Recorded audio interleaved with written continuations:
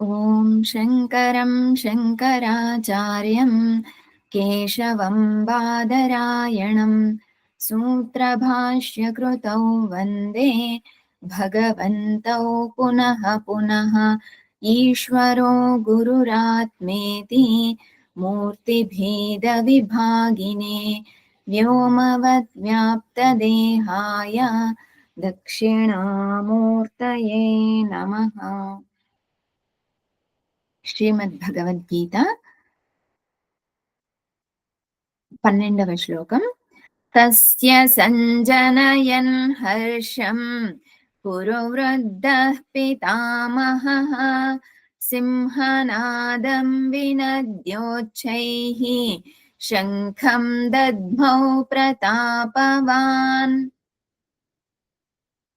దుర్యోధనుడు కౌరవులు పాండవులు సైన్యాన్ని చూసి కౌరవుల యొక్క సైన్యం చాలా అధికంగా ఉంది, మనము గెలుస్తామో లేదో అనేటటువంటి భయం దుర్యోధనుడిలో మొదలైంది.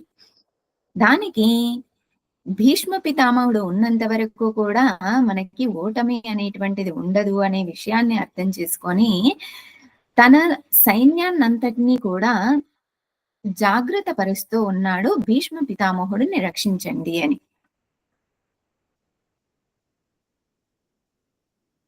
ఇది గమనించినటువంటి భీష్మ పితామహులు దుర్యోధనలో ఉన్నటువంటి ఆ భయాన్ని తొలగించడం కోసం, ఆ దృష్టిని మళ్లించడం కోసం హర్షాన్ని వ్యక్తం చేస్తూ ఉన్నారు. ఏ రకంగా హర్షాన్ని వ్యక్తం చేస్తున్నారు? శంఖం దద్మౌ ప్రతాపవాన్. శంఖనాదం చేస్తూ తన యొక్క హర్షాన్ని వ్యక్తం చేస్తూ ఉన్నారు.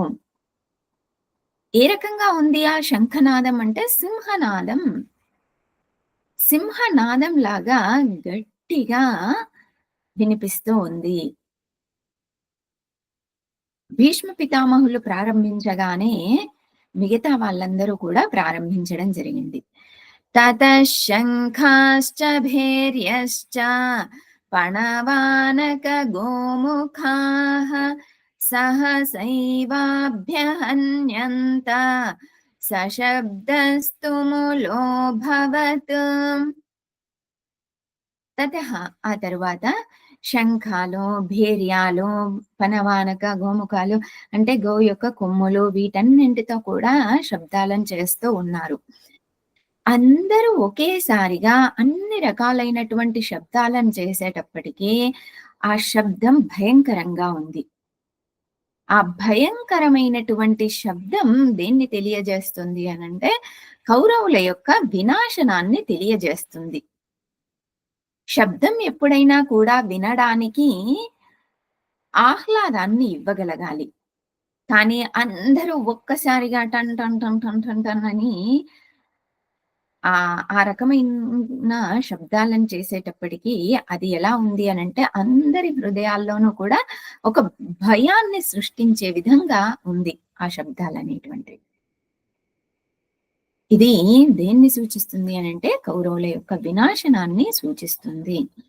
ఓం పూర్ణమదః పూర్ణమిదం పూర్ణాత్ పూర్ణముదచ్యతే పూర్ణస్య పూర్ణమాదాయ పూర్ణమేవావశిష్యతే. ఓం శాంతి శాంతి శాంతి. హరి ఓం. శ్రీ గురుభ్యో నమః. హరి ఓం.